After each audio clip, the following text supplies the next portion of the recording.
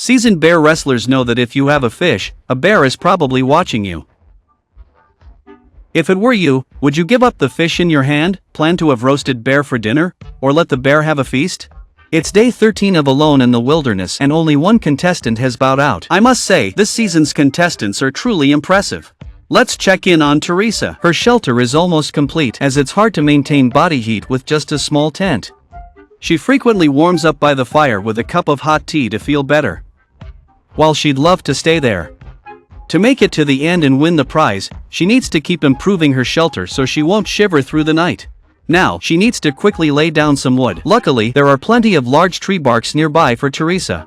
This gives her a leg up on the others. She plans to wrap up her shelter quickly and then focus on gathering more food. She thinks her smaller size is an advantage since she eats less each day. By sticking to her own pace, Teresa is sure she can last till the end. To keep her shelter dry, she's layered 3 tiers of wooden shingles. Next, she stuffed the gaps with softwood fabric, ensuring the interior stays dry no matter how heavy the rain. Just from the outside, her shelter looks much better than the others. Let's take a look inside. There's room for a few more people. Teresa's next project is a fireplace and chimney. She believes that even if she doesn't win, as long as her shelter is sturdy, she'll consider this challenge a win. Meanwhile, Nate seems to be breezing through it. He wakes up to a sea breeze and a rainbow like he's on vacation. He thinks soaking up the sun is healthy for him. And thinks he can feed himself through photosynthesis. If his stomach wasn't growling, I might have bought into his nonsense. Nate hasn't had meat for 5 days. Although he wants to catch fish for food, the sea breeze isn't cooperating, making it tough to cast his line far. The waves keep pushing him back. Most folks in this situation would probably give up, but Nate has a bold idea to build a pier using the driftwood nearby. This way, he can fish anytime. It's a great idea, but considering it needs to be at least 8 meters long, Nate is under a lot of pressure and might not finish the pier before he collapses from exhaustion. For now, he has to tackle it step by step. He starts by using an axe to cut nails to size, then embeds them with a notching technique. He binds them together with ropes, hoping the waves won't wash them away. Nate is working with great enthusiasm now. He aims to last till the end, win the prize, buy a boat, and take his family of 7 on a sea trip. So, he's pushing himself hard. It should take about 3 to 4 days to finish. Nate stays hopeful. When he's worn out, he flaunts his beard to the camera. If the show allowed beard conditioner, he says it would feel even smoother. When the wind isn't so strong, he can continue placing the frame into the sea. Meanwhile, Colt is showing off his little boat on camera. I don't know if you all can see it, but I can't see anything. He's very pleased with his little boat. He wishes he could sleep in it at night. To avoid capsizing at sea, Colt even added mini boats on both sides. When waves hit, they help spread the pressure, letting him control the boat and avoid accidents. What score do you think his boat deserves? I think the quality of the boat doesn't matter as much as whether it can help him catch fish. Otherwise, all the effort is wasted. Colt boards his little boat and heads to deeper waters. The boat is quite stable on the sea. He's so thrilled he shouts out loud. If the rules permitted, Colt would paddle over to show off to the others. Just as he was about to cast his line, he realized he was so intent on heading out to sea that he left his fishing rod behind. Annoyed, he took a dip to cool off. If not for the competition, Colt would love to stay in the water.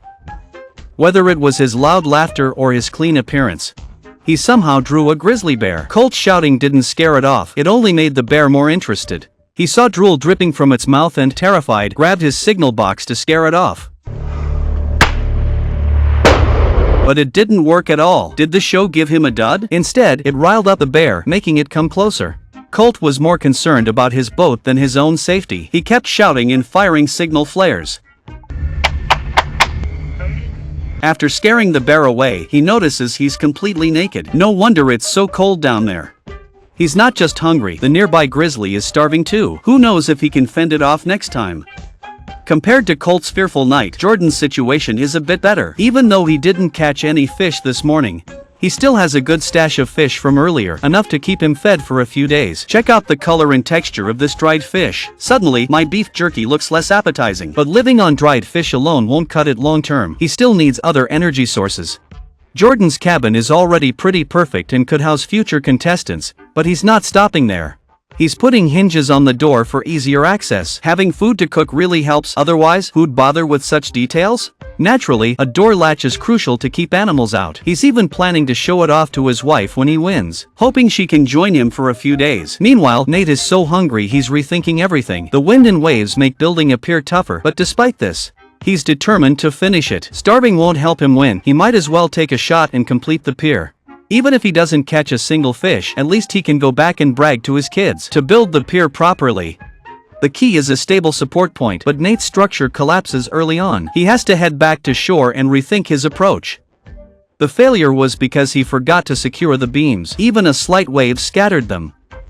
He'll try again once he warms up a bit. To warm up quickly, besides drying off and wearing warm clothes, the key is this pot of hot water. It can warm him up fast. Suddenly, he hears a squirrel. If hunting squirrels wasn't banned, he would have set traps all around to catch and eat them. They supposedly taste like crispy chicken. Nate doesn't really want to eat squirrels. He just wants to catch one for fun. If it weren't for the tears in his eyes, I might have believed him. After all this time, Nate hasn't seen any grouse or rabbits. He seriously suspects the crew ate them all. The only way he can think of to get food now is to construct the pier and fish. Nate thinks the previous failure was a one-off. His new structure is solid. He reworks the beams and adds more supports. He refuses to believe the waves can scatter it again. After a lot of effort, he finally finished. Nate took a deep breath and stepped into the water. The frame turned out much better than he expected. Despite the large waves, it stayed intact. He just had to add the long driftwood, and soon, a basic pier was done. Teresa has chopped plenty of firewood and is getting ready to make a bed. She's always loved outdoor activities since childhood. Making this bed is a piece of cake for her. If she had more energy, she could even make a grand princess bed. It just needs some padding on top and a stove underneath for warmth. It would be super cozy to sleep here. Teresa never thought she could last this long, even building a little house. Now, she's just a bit homesick. Suddenly, she wants to sing her favorite song. Teresa's mood. It's becoming increasingly disheartening. Since day 16, after a grizzly bear scare, Colt hasn't ventured out to sea for 2 days. He just lay in his sleeping bag, not moving. If his stomach wasn't growling, he would have happily stayed there until the competition ended. He doesn't run into a grizzly bear every time he heads out to sea. Colt paddles towards the fish again, recalling how his dad often took him fishing. He knows the fish's habits well. That's pretty familiar. As long as I'm not too unlucky, I can easily catch one. However, dozing off on the boat with no fish biting, Colt figured he might as well hunt a grizzly bear. At least then, he'd get a full meal. He lost track of time lying there until he finally felt a tug on the line. I need to get up and fish properly now. Thankfully, I caught this one while still in the boat. After all that work, I finally have something to eat. This fish should keep me going for a few more days. If I really push it, I might stretch it to a week. After a quick clean, he can bring it back to cook and eat. While the others are still thrilled about finding food, Jordan is bored and decides to carve a small pipe from wood. He plans to bring it back as a gift for his great uncle, though some might think it's a waste of effort. He should be lying in bed munching on dried fish, but for Jordan, if he doesn't keep himself busy, his mind starts to wander. Making it to the end is tough, so even if his projects are pointless, he's fine with spending energy on them. The knife slowly drilled a small hole. He thought it would take longer, but in the end, it was just a tiny one. He tried to light the object. There are bills waiting to be paid at home, and if he wins the prize money, he'll get to spend more time with his family. The pipe works well. He thinks his great-uncle will love it. The issue is, what to do next? On day 17, Ross ate seaweed to fill up. It tasted awful. No matter how much he ate, his stomach kept growling. Fishing with a line hadn't worked, so he tried making a fish trap. Occasionally, a big fish would swim in. Just tasting a small fish would make him satisfied. He could stew it with seaweed. It would probably go down easier. Making the fish trap wasn't hard. He needed a big one and a small one stacked together. Once the fish swam in, they wouldn't be able to get out. He wasn't greedy. 1 or 2 fish would be enough. If he could cast the fishing line farther, he wouldn't be starving in building this trap. He'd lost a lot of weight since arriving. If he didn't catch something soon, he worried the crew might have to carry him home. Ross set the fish trap close by, doubting any fish would come to this spot. He waited for the tide to rise and submerge the trap. He didn't have much confidence in it, although his body could still hold on.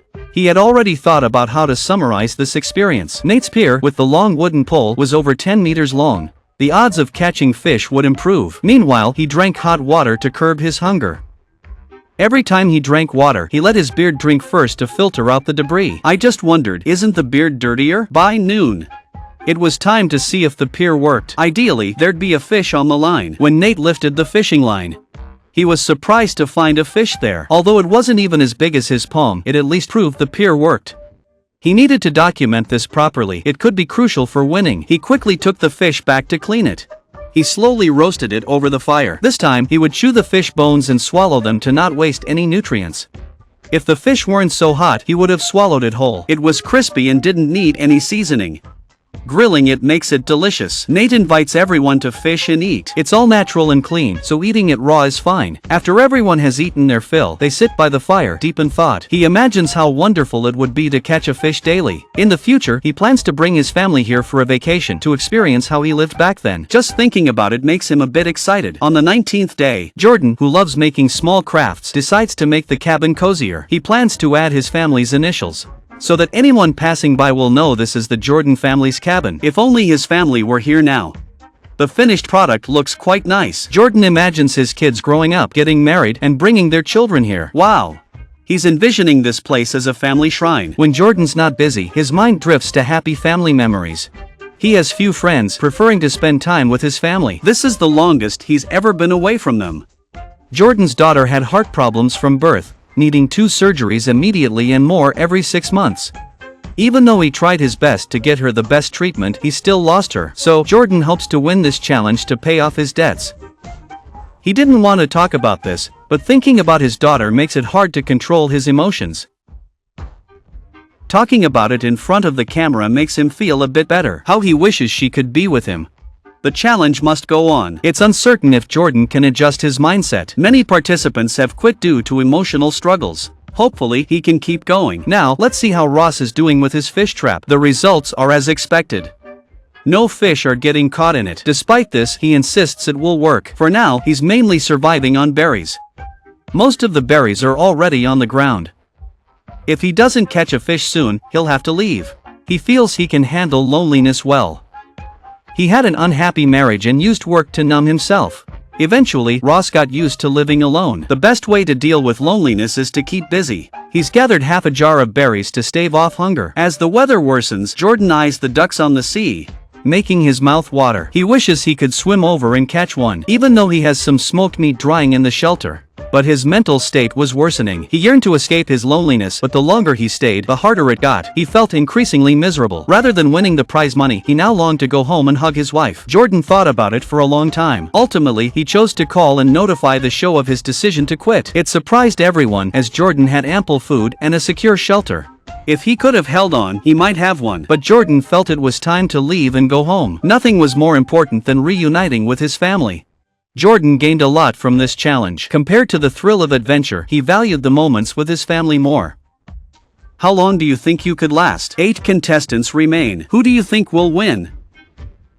They call wilderness survival a gourmet show. So, what's on the menu? First up, a crunchy snail snack to start. Eating them with the shell adds a crunch. Then there's the must-have grilled fish, especially the bones after grilling. The bones are even tastier than the meat. Would anyone like to try this lifestyle? It's the 17th day of the Wilderness Survival Challenge. Clay has slowly gotten used to the environment. He put a lot of effort into building his shelter and now believes he just needs to gather more food and firewood. He thinks he can tough it out here until the competition ends. Since arriving, he's shed over 40 pounds, and his belt no longer fits. The big problem is he hasn't caught any fish lately. He used to catch them easily, but now he can't even spot a tiny one.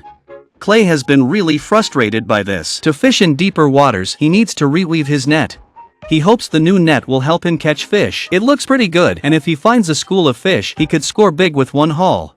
The lake's water level has risen significantly. Clay heads to the rocks to find food, ready to demonstrate his skills. No, don't do that. Fortunately, he acted fast, otherwise his fishing rod would be toast. He needs to concentrate on fishing. He trusts his tools and skills are perfectly fine. He's just lacking a bit of luck. He's already burned a lot of calories today, so he decides to lie down and conserve energy. It's uncertain if Clay will catch any fish despite his hunger. On the other hand, Michelle is more practical. Without fish, she resorts to boiling snails. The meat inside feels smaller than a tooth gap. For her, eating them means she can last a few more days, though the taste is hard to describe. She can barely swallow it. To last until the end, eating just wild fruits and bugs isn't enough. Michelle plans to make a fish trap. She only has to toss it in the water and check it each day. The funnel's hole is smaller than she thought, probably only letting small fish in. She really wants to win the prize money to help her husband's sick brother. She hopes the trap will bring good news. In theory, it should be more effective than fishing. Michelle takes the trap to the shore, unsure of the best spot.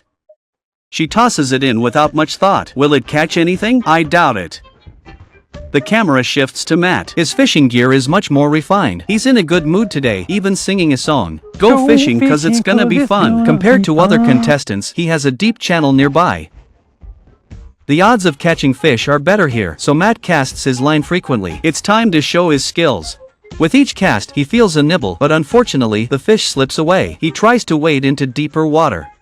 Even though he feels fish touching the hook now and then, none of them bite. The water is just too cold. Matt can't stay in the cold water for long. It's his wife's birthday, and she's never been away from family this long. He's beginning to miss them, while pondering a gift to bring back. He actually catches a fish, though it's a bit small. He quickly returns to the shelter to cook it. For him, it's the most delicious fish soup. He doesn't even waste the bones, roasting them until they taste like chips. He suggests everyone should try it. Matt feels like the fish is almost digested before it even reaches his stomach. To forget the feeling of hunger, he does a full set of yoga every day. It helps clear his mind, making him forget his worries and hunger. If it weren't for his stomach growling, I might have believed it. Matt, being a survival coach, he understands this challenge is all about enduring hunger and believes his yoga skills give him an edge. On day 18, Baiko has been hard at work making a knife, but the result is tough to explain. Someone might wonder about the knife's purpose. Baiko would honestly say it's useless. It's so dull it can't even shave. Its only use is to look cool. It's as awkward as the sixth emoji on your phone. To prove the knife has some use, Baiko forcefully uses it to chop small wood. He thinks he has a talent. If he had known, he would have joined a knife-making competition instead of being here, eating poorly and sleeping badly. His stomach growls again. It's been days without meat. Even with his body fat, it's not enough. He opts to craft a fish trap, finding the nearby willow branches ideal. A quick chop with the axe, and he has what he needs. Weaving them together isn't hard. He slowly interlaces them in order. He's curious how many contestants are left. If only half are left, his body fat might give him a good chance to win. Just as he's imagining winning the prize, he heard splashing sounds below. His heart sank. The bear was playing in the water below. Luckily, it wasn't very big. A little shout scared it off, but he worried its parents might be nearby. His small knife couldn't cut through much, and he was starving. But he didn't like bear meat. Fish tasted much better. Plus, he hadn't bathed in days. He reeked and hoped the bear wasn't hungry enough to eat him. He prayed it was just passing by. He quickly completed the fish trap and tossed it into the water, eager to avoid another bear encounter. He wondered, if the trap caught fish, would the bear come and take them? On the 19th day, Michelle was busy rebuilding her shelter. She wanted to protect the fireplace a bit more, hoping to retain more heat and use less firewood at night. Her only concern was that it wasn't waterproof. She prayed the weather would hold. Michelle's hunger made her question her life choices, just wanting to stuff her mouth with meat. Luckily, there were some wild fruits nearby to pick, barely satisfying her cravings. She didn't know how the fish trap was doing, desperately needing a big meal to fill her stomach. Survival tips were also crucial. He mostly relied on his snot for sustenance, which sounded gross but was surprisingly effective. While he could still move, he checked the fish trap by the shore. If he could catch just one fish, he'd have the confidence to keep going. But reality hit him hard. The trap was washed up on debris. Even if it caught fish, they had long escaped. Michelle saw it was empty and felt utterly defeated. She worried she wouldn't last until the end. Now, all she could do was rest in her shelter and take it day by day. I doubt Michelle will make a comeback. She's pretty much out of the challenge. Meanwhile, on the 20th day, Nate was still playing with his beard in front of the camera. He found it amusing when bored, lifting his spirits. If it weren't for his growling stomach, Nate could play with it all day. Besides the food issue, he thought sleep was crucial. Tree branches alone weren't enough. He'd rather use more energy to make his bed comfortable. He planned to make a hammock to ease his back pain.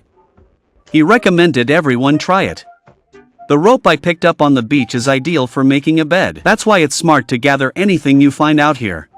You never know when it might come in handy. Making this bed isn't difficult at all, it just takes a bit of time. By repeatedly weaving the ropes together, it can hold several people without any issues. This is the final product. Nate settled into the hammock, thinking, this is way comfier than my bed at home. If I could, I'd take this home, he says, looking content. I wish I could just stay here until tomorrow. Is it really that comfy? Meanwhile, Matt, the real adventurer, is up and about while others are still resting. He's already perched in a tree, soaking in the view. If he slips, the crew might as well start dinner. Although climbing up there is a bit risky, seeing the lake view makes it all worth it. When he's alone, he misses his family and wishes they could see this place. Matt's main problem now is his worsening mood. You have to adjust your mindset in time. The most effective way is to keep yourself busy. First, fix up this drafty little hut. My hut's insulation is almost non-existent, making the cold nights unbearable. Fortunately, there's a big patch of soft grass nearby. There's a big patch of soft grass here, ideal for filling gaps. But wouldn't you know it, something unexpected happened. Who'd have guessed there'd be wasps here? They're getting closer, and Matt just wants to escape without provoking them. The non-stop buzzing in his ears was making him lose it. You have to admit, Matt's luck was awful, and his mood just kept sinking. Even late into the night, things didn't improve. Matt had believed his survival coach experience would give him an edge over the others. Who knew his mastered skills would be so useless here? He still had to push through on sheer willpower. He's already contemplating quitting. The suffering is too much for him. Matt's emotions are running high. In front of the camera, he's gesticulating wildly. Oh boy, another contestant is thinking about quitting. It's the 21st day. Michelle's hunger has her doubting her decisions. Her teeth feel loose from malnutrition, and her body is extremely weak. He's using his remaining strength to scavenge for food and survive a few more days. His old fishing traps are useless now. Hearing a grouse call in the morning, he grabbed his bow and arrow to try his luck nearby. Now, it's all about scraping by. His weight is dangerously low. Eating whatever he could find before didn't help much. It didn't help much and only made him weaker.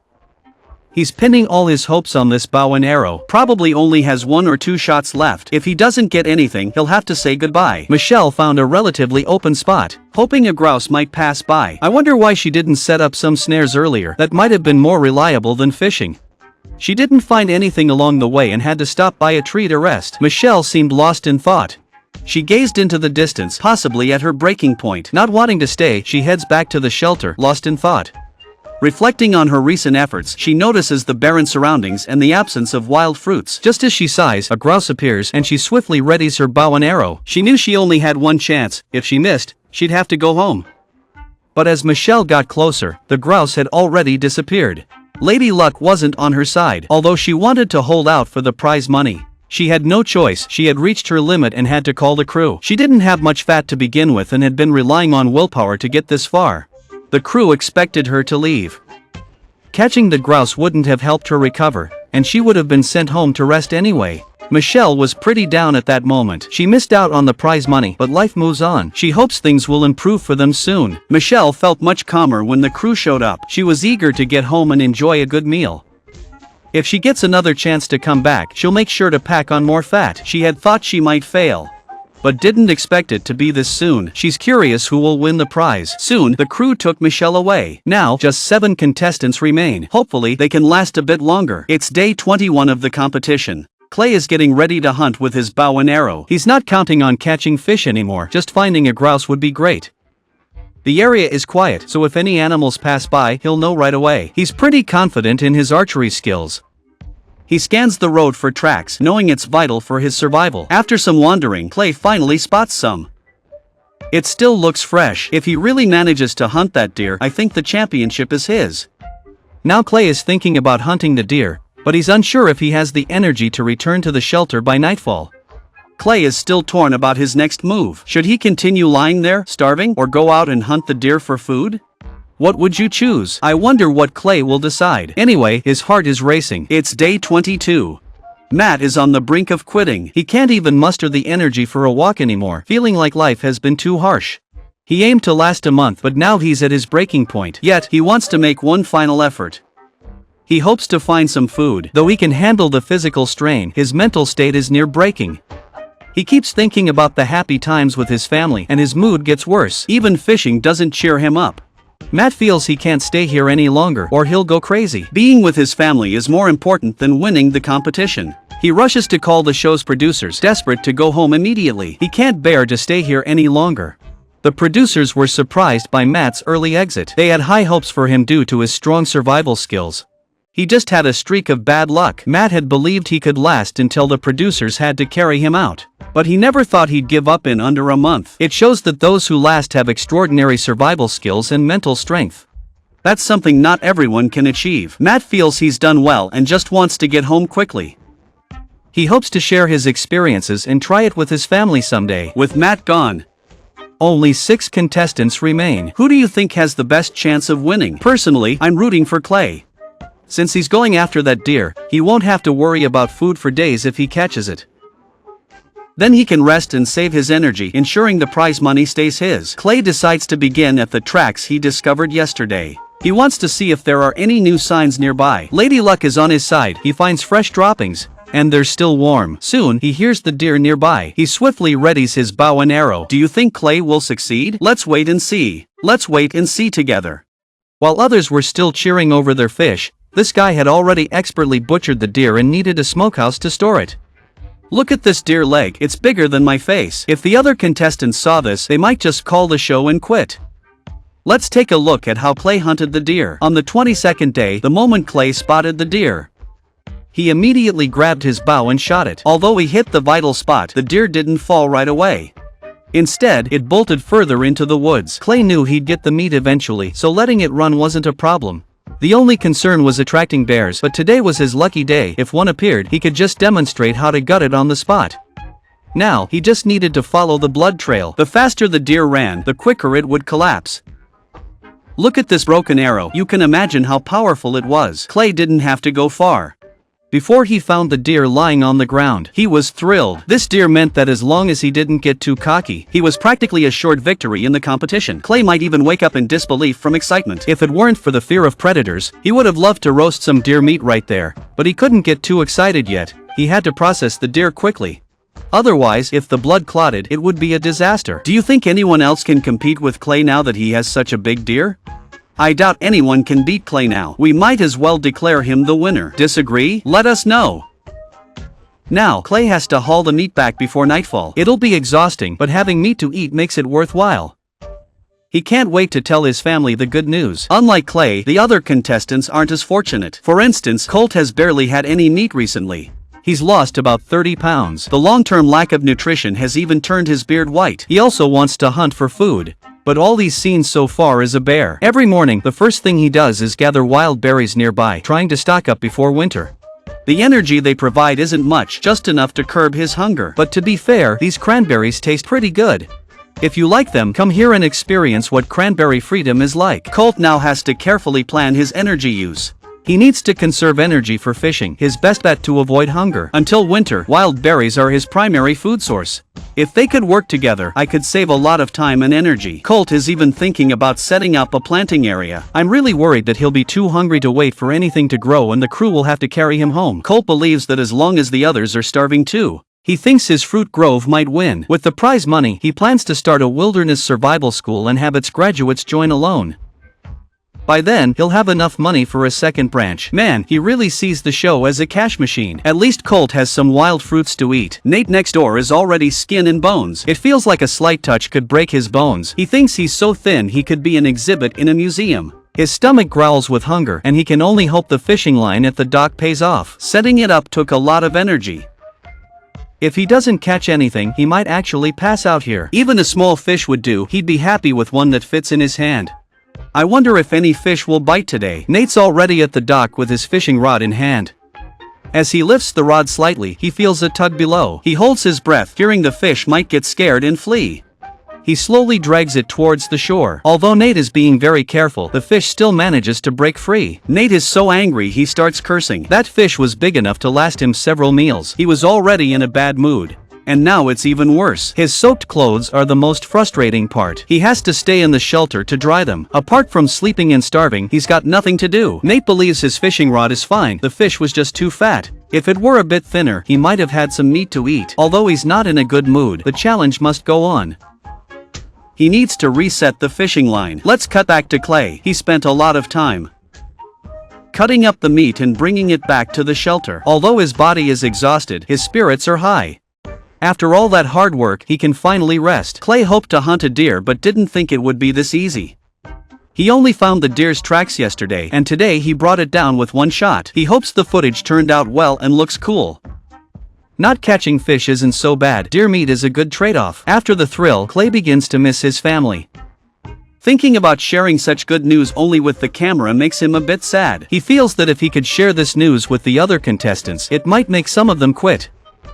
Everyone could wrap up the challenge and head home sooner, but with no winner declared yet, Clay can't slack off. He has to slice the meat and smoke it. However, the meat will spoil in a few days, and he needs to avoid attracting bears. The task is quite heavy. As night falls, the best move is to hang the meat. Carrying it back unwrapped is just too exhausting. It's really tiring. If he could, he'd roast the meat right now and eat it. He tries to place the meat in a better spot. I wonder if any birds will try to snatch it, but Clay thinks it should be safe up there. Tomorrow, he'll build an oven to smoke the meat. Everything is moving in a good direction. Do you think this will attract bears? Clay can't worry about that now. He just wants to hurry back and eat the deer heart. The best ingredients need simple cooking, so he pan-fries it. You can almost smell it through the screen. Taking a bite, Clay can't even describe it. If he could eat this every day. He thinks he could stay here until the show runs out of money. On day 23, no bears were drawn to Clay's deer meat. Instead, a bear sneaked over to eat wild berries while Colt was dreaming. Luckily, it was a bit far from the shelter. Otherwise, Colt might have been a feast. Fortunately, the rain washed away the scent. Otherwise, the bear might have gotten closer. Colt had no desire to get up. It was windy, rainy, and cold. How could he quiet his growling stomach? His sleep was really suffering. He plans to fish once the weather gets better. For now, he'll munch on some wild berries to curb his hunger. With his current stash, he should make it to winter. If he can catch a few more fish, he might have a chance to make it to the end. This hopeful thought lasted until he saw all the cranberries were gone. Clearly, a squirrel couldn't have eaten them all. Only that darn bear would steal them and destroy the fire pit. Colt was so angry he almost fainted. There were only a few cranberries left, and he could still smell the bear on them. If he didn't prefer fish, he would have taken down that bear. For now, he decided to make fish traps. He hoped to catch some fish to eat. Making the traps wasn't too hard, but it did take some time. Knowing the bear had been stealing, Colt would occasionally call out, not wanting to suddenly face it. After a long effort, he finally set up the trap, which looks like the best one among the contestants so far. Now, catching fish is another matter. Colt believes it will, especially since he can reach the prime fishing spot by boat.